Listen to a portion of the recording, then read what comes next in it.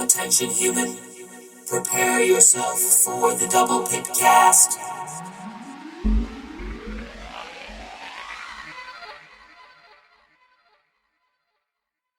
Welcome back to the Double Pipcast, where almost every week we catch you up on the goings-on within the world of the Transformers trading card game. And I've got with me Shawn and Brandon. And this week we're going to be talking about the ENERGON Edition, which we talked about on the last episode. We weren't really sure what it was going to be, but since the last episode, we found out exactly what it is. And since the last episode, War for Cybertron Siege 2 has launched. We've been able to play some games. We've gotten our hands on the cards. So jumping right into it, the ENERGON Edition, $200. And man, this thing looks crazy. Rolling right into what it has in it, it is $200, like I said. It's got damage counters that look like the ENERGON cubes, so 18 ENERGON dice damage counters. 3 foil alternate art copies of cards from Wave 1 that align with the characters that come in this pack.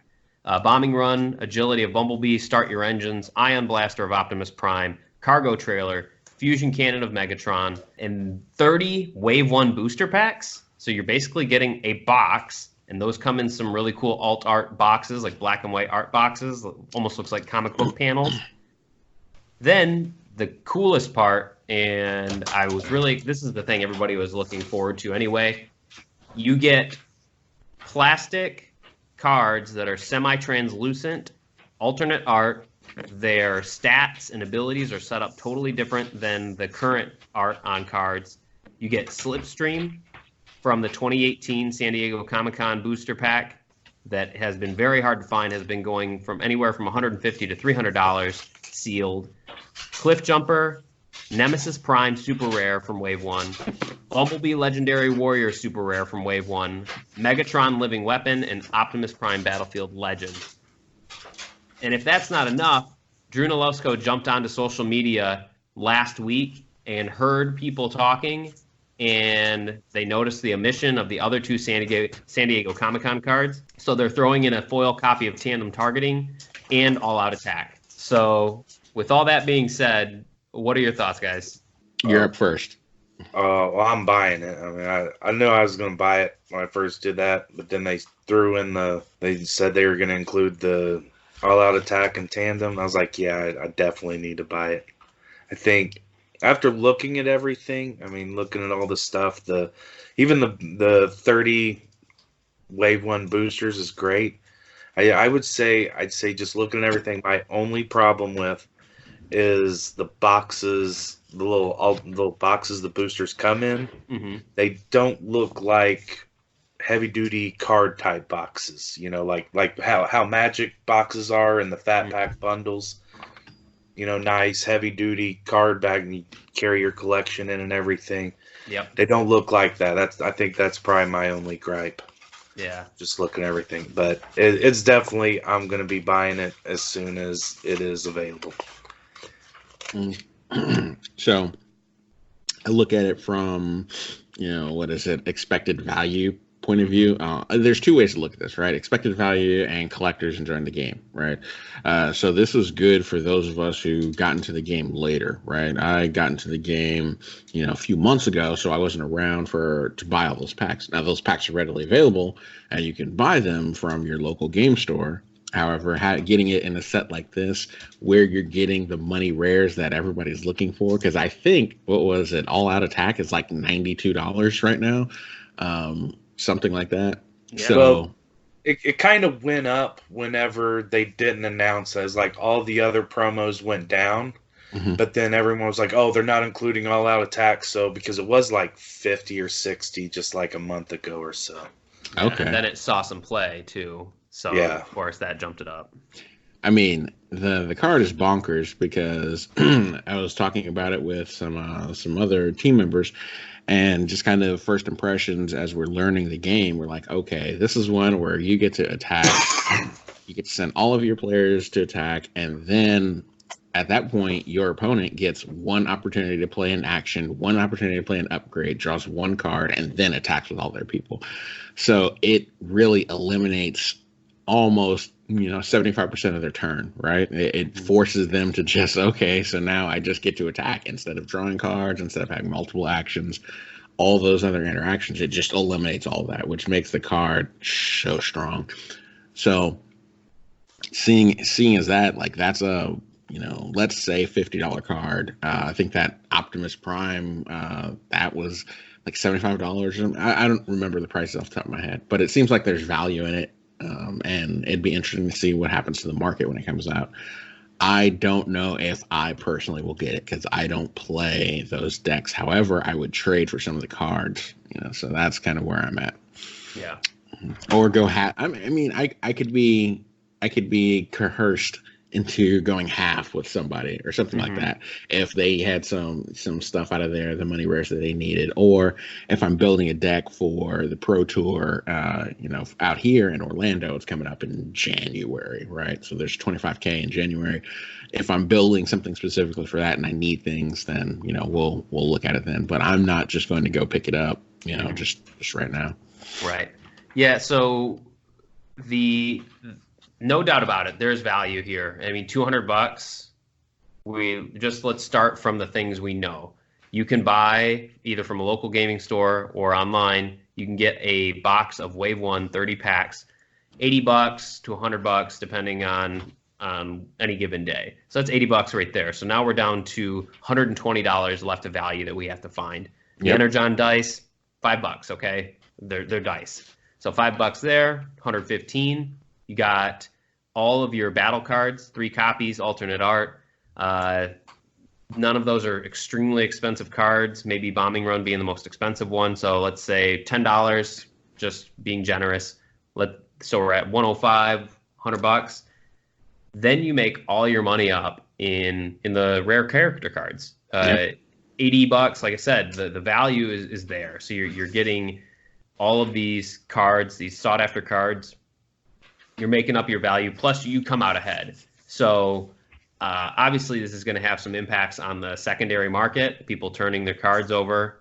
But it is what it is. It's better for people that do not have Slipstream or Cliff Jumper or Nemesis Prime, because you can either go with the gamble of buying booster packs, and the Wave 1 super rare pull rate was atrocious. I don't know if they fixed it. Obviously, they're producing more. They have the ability to change those pull rates, but as it stands now, so the value is there. So if you're on the fence, even if you're not a giant collector, if you're somebody who's just getting into the game, this right here will most likely get you everything you would need to make something that is competitive, and you'll definitely have your value back. So if you pull Peace Through Tyrannies or security checkpoints, you've made some money back there. And if you're smart business people, you can do the math and figure out how to reinvest into the game.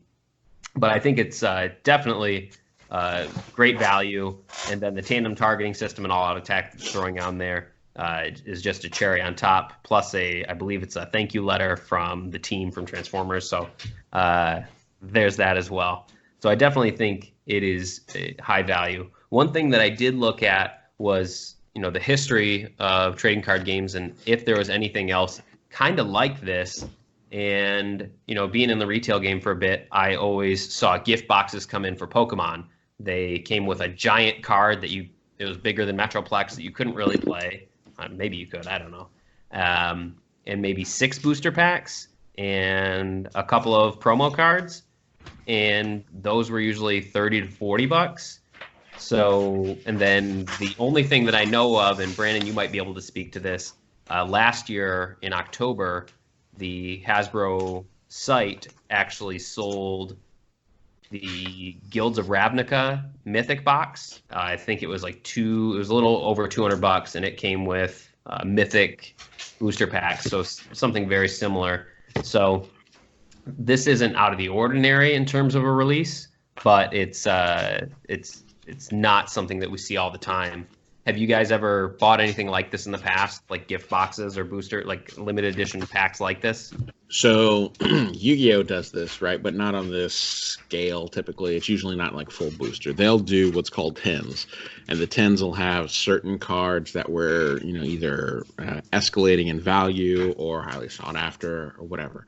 And then each case will come with half the case will come with 110 with certain fixed cards in them, and then half the case will come with another 10 with certain fixed cards in them, and then those tens will have an X amount of booster cards or booster packs, sealed booster packs of the whatever set, and then that. So they'll sell them like that. Magic, typically they'll do, they do like the what is it? Like the builder's kit. They'll have something like this, and I don't, oh man, I can't remember what it's called, but we'll just use the builder's kit as an example. They'll have a box where it will have a bunch of booster packs in it, some dice. They used to have books, and then sometimes they'll have like certain fixed cards. So certain cards that you'll get in that, but usually not. And it's not going to be Wizards of the Coast typically has not done their money rares in that format. They're not giving away $100 cards. So this is definitely unusual. There's one game that did do it back in the early thousands, and that was the WWF Raw game. Occasionally, they would come out with like special tins that had some of the like bigger characters, but they'd also have the belts that you could only win in tournaments. Mm-hmm. They would come out with like little collector tins that would have packs and like some special guys and maybe like one of the belts in there as well. When like maybe like a little cool box or a tin or something like that. I know they used to I'd say that's something more like like this too, including including big cards that people want that are limited, and then throwing in a little extra, maybe some alternate art or some new guys or something to sweeten the deal. Yeah. You picking it up, Cam? See, here's the thing. It's like I play, right? And I'd say I play semi-regular whenever I'm able to. This to me is more of, you can look at it a couple ways. To me, this is more like a collector's item. It's also stuff that's very usable. I probably won't pick it up unless somebody wants to be real nice to me for Christmas. Yeah, right. There you go. And that's where it gets into the ticket price for me. I mean, $200 at once. You look at other things that cost $200 in terms of entertainment.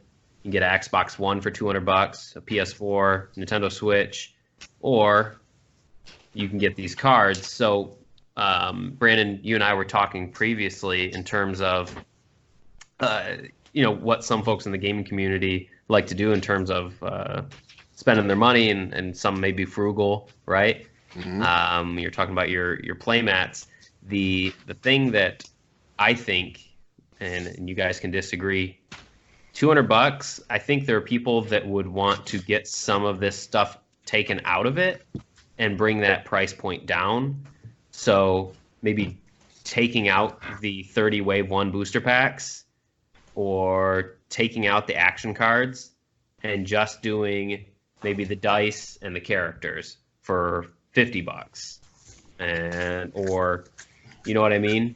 Whoa! Now you're making too much sense. Because I think we had talked about this before the release dropped, and I'll have to go back and listen again. But I feel my opinion was I don't need a whole bunch of Wave 1 booster packs that are readily available at my local game store. Mm-hmm. Right?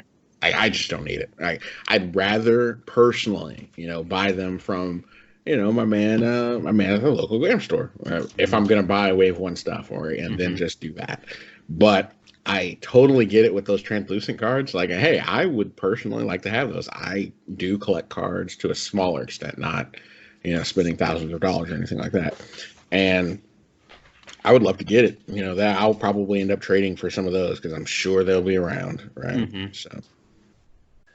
You see, now for me, I'm getting it kind of both, as a player and as a collector. Obviously the collector stuff's cool, the dice are cool. That's just kind of, thrown in there. But for me as the player, the Wave 1 boosters, even though I have a full play set of Wave 1 and everything, even opening those up, I'm not able, it's either I can get a couple boxes of Siege 2 or I can get the Energon Edition. So I'm thinking, well, if I get the Energon Edition, I'll open those packs up, and then if I can just get a security checkpoint and, a Peace Through Tyranny or something, I'll probably be able to trade for, a good amount of Siege 2, rares, at least battle cards and stuff. So, for me, I'm kind of looking at it as both. Half of it I'm going to play with, I'm going to keep, I'm going to enjoy. The boosters, they're disposable trade fodder to get what I want for Siege 2. So that, for me, since if I'm going to be able to do that, then I can kind of I can see the cost a little bit more, because I know I'm going to trade some of it for whatever. And quite frankly, if I want to, I can take my Nemesis and Optimus that I have, in my collection, kind of take those out and try to trade for some of the super rares or something from Siege 2 that, I'm going to need. So, that's how I'm kind of looking. I'm kind of looking at what I'm getting with the translucent cards. I'm going to be playing with those probably, because I'm not that big of a collector. I'd rather play with the cards and then just take what I have doubles, get what I need, and then I can kind of combine both things into one. Yeah. Do you see the release of these character cards? Do you see this dropping the price of the characters that come with it? Nemesis Prime is already going for $45 on the Facebook group. Okay. He was 85, he was a good 75 to 85 before the Energon announcement. Then, they made the announcement what was in there, and steadily over the past couple of weeks, it has gone down to about $45. Okay. So I know the cards are being affected, and like I said, All Out Attack went up for like a week or two because that wasn't in the Energon Edition. So now that it's being released, I'm sure All Out Attack is going to go down a little bit in price as well. Yeah. As of this moment, that thing is still sitting at $96, which of course is a lot of money. But The All Out Attack? Yeah. Okay. Yeah, they're going for around 90 on the Facebook group. And like just about a month ago, you could get them for about 50 or 60. So that kind of jumped up, and I think once the Energon release is probably going to go down a little bit. Maybe. All Out Attack, though, that's something that everyone wants, and everyone needs 3 of them. So if I have one. Yeah, that's the thing. Not to, we always want more, right? And then once they announced that we were getting a tandem targeting system and an all-out attack, people were like, "But why didn't I get a playset?" Yeah. If you're gonna give it to me, give it all, man. So, So I think it's exciting. It's coming out the first week of December. I think it's December 2nd, available on the Hasbro Pulse store. If you're a Hasbro Pulse member, they haven't given this detail yet, but typically you get a day head start if you're one of the paid Hasbro Pulse members. So if you're interested, start saving up, get your computer ready, get it in your cart on 1st of December, and good luck and have fun. Rolling right into the next topic, Wave 4, the Transformers War for Cybertron Siege 2. The Siege storyline was so big they had to split it up into 2, and it's out. It came out last week, and so far, what do you think of it? So far, I'm liking the cards. I mean, I haven't been able to play too much and haven't really seen, too much of it in action and everything, but I'm looking forward to getting a little bit more tomorrow. I'm going to go and pick up the rest of that box and get the rares since I didn't get any today. Yeah. What did you, when you played Sealed last week, what were you seeing in terms of just like what the sealed environment was like? Well, there's a lot of, I mean, there's a lot of Pierce, a lot more Pierce in this, and those double Pierce pip cards like would come up and screw you. Yeah, even triple black. Yeah, but I was seeing there's a lot more because like there's a lot more use of strategy in the sealed, it seemed, because like with my mix of cards and everything, I didn't, at first I didn't, think I got all great, but then, I was able to pull off a combo, and then my secret actions, like my secret actions were killing it in that tournament. I even against the game I played against you, my secret actions saved my guys twice.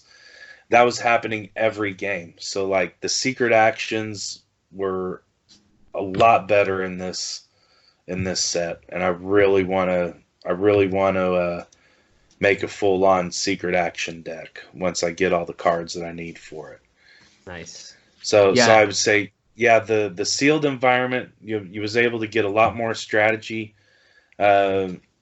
just based off of how cards worked and everything, and the games kind of went a lot faster because more damage because of Pierce was just being dealt through. It seemed like in Sage 1 you got, you had a lot of, I got Pierce 1 or Pierce 2.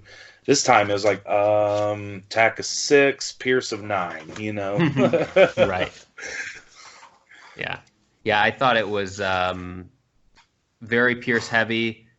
One of the bummers was the 2-part characters with Brunt and Six Gun. Pulled the legs or the pants, as some people have called them, for both Brunt and Six Gun. So that took up some strategy in terms of the character slot in sealed. I understand why they did it, but just a bummer when you can't actually use that card.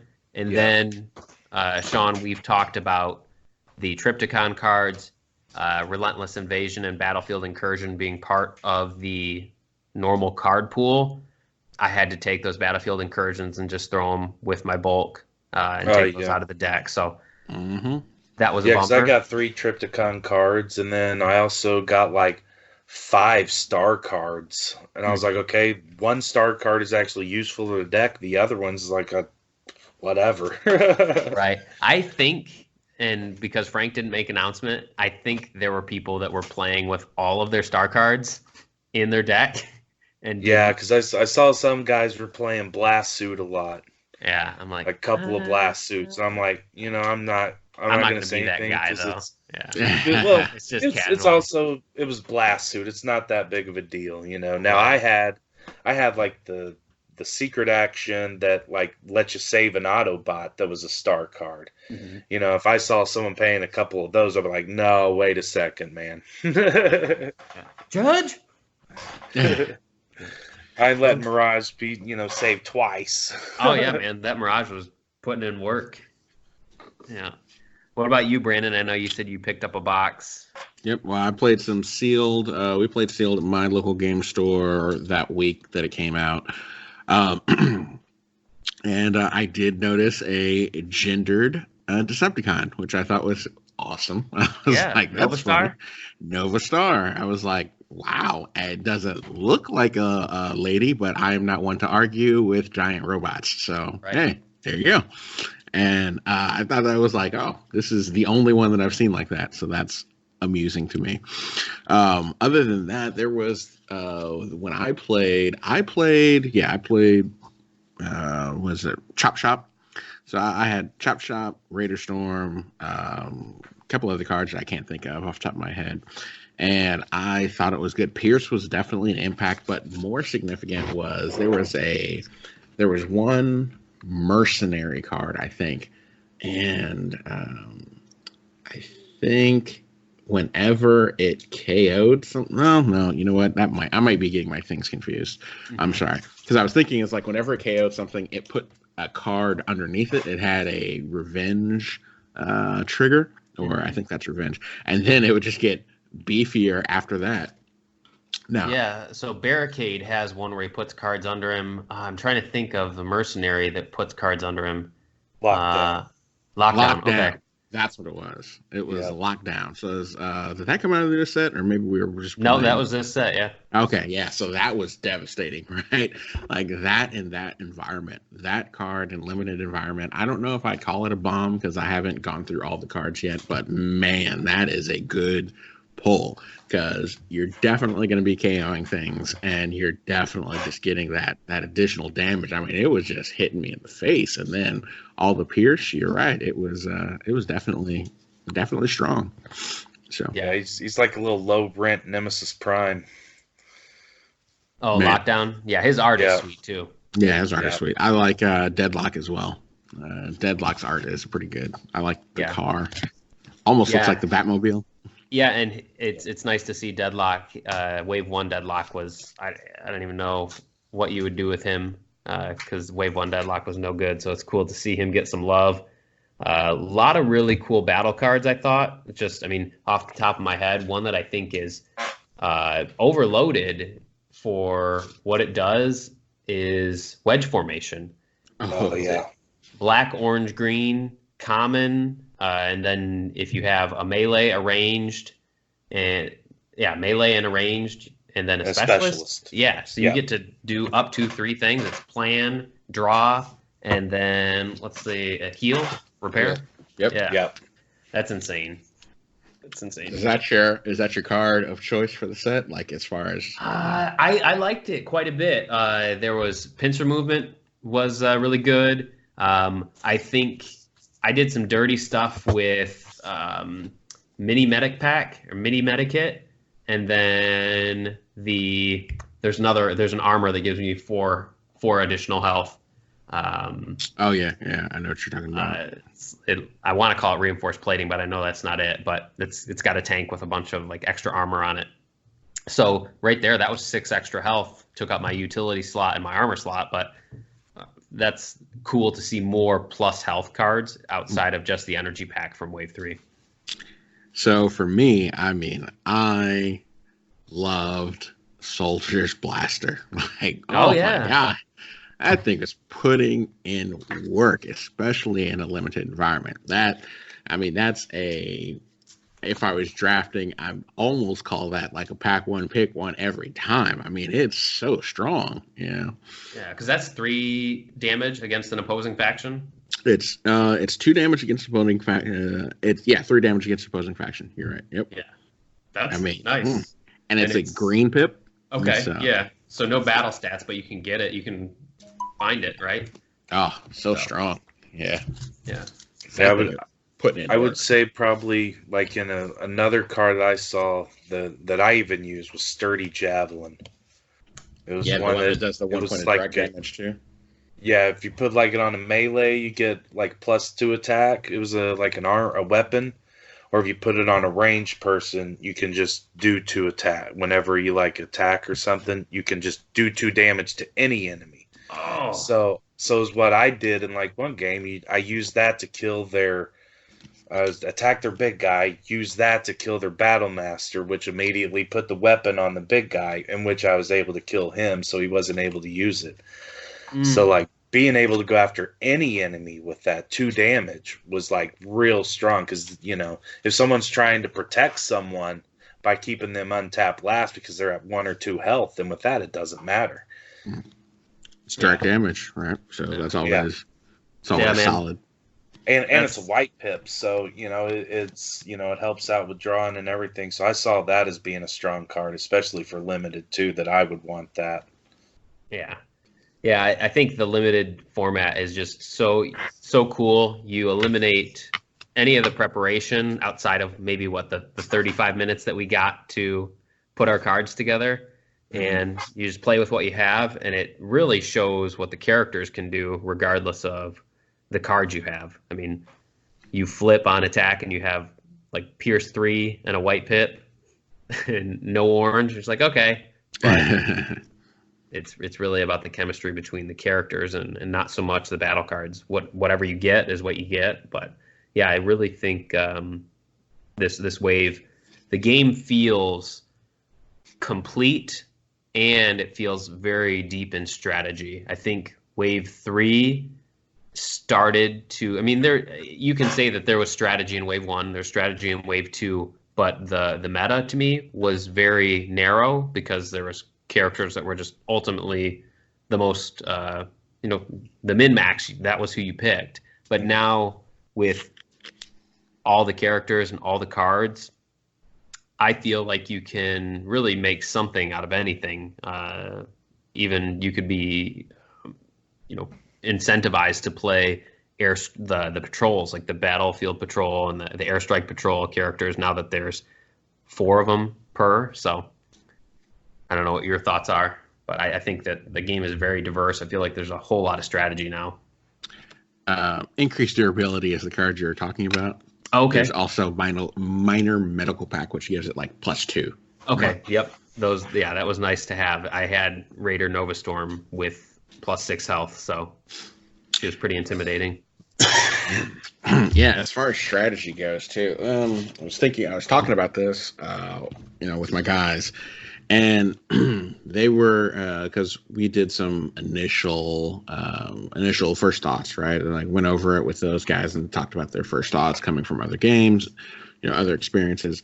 And, a lot of it was, we're trying to decide where the most skill in this game lies. Is it the deck building? Is it the play? And since you don't have a lot of interaction with your opponent during their turn, kind of similar to, like, let's say a Hearthstone type situation, right? You just don't interact with your opponents often on their turn. Every once in a while there's something, and in this case we got those secret actions, right? So that helps out. So then you have to decide, okay, is building, where's the skills cap in this game, and where's the strategy? And I'm thinking it's in the deck building, having that understanding of how all the cards interact with each other, knowing what's available, knowing your outs and what you have to have, especially since you have access to a sideboard. So just understanding the strategies that, the other people have built during their, deck building, or what's running around in the meta right now. Yeah.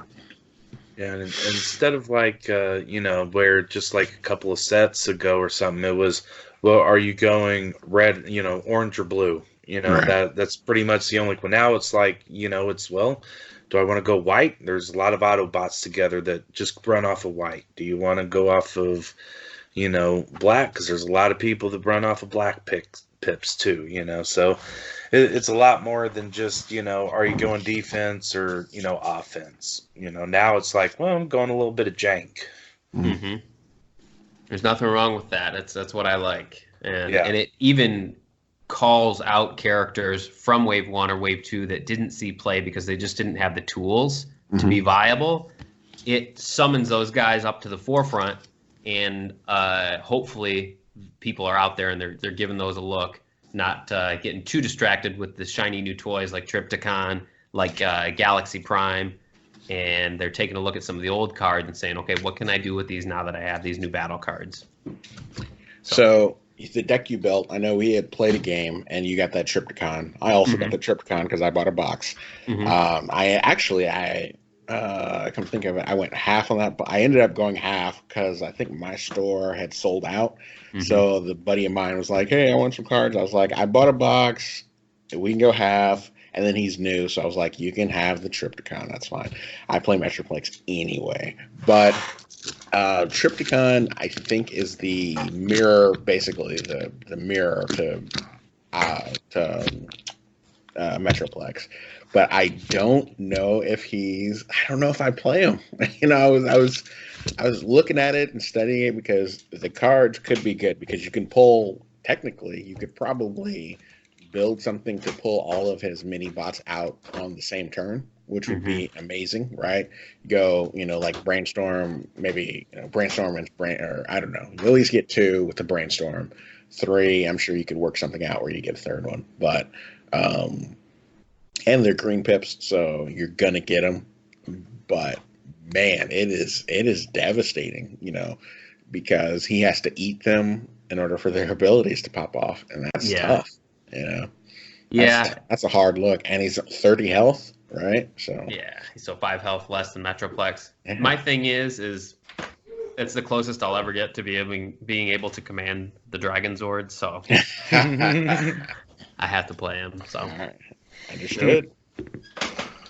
But it definitely is strong. I mean, there's some abilities, and I'm sure some of these brewers out here, and the more time that goes by, we'll figure out what that thing can do. But just on the first look, I have to compare it to what exists. I'm like, okay, we need to do some studies because it looks fun, So I'm hoping it gets love.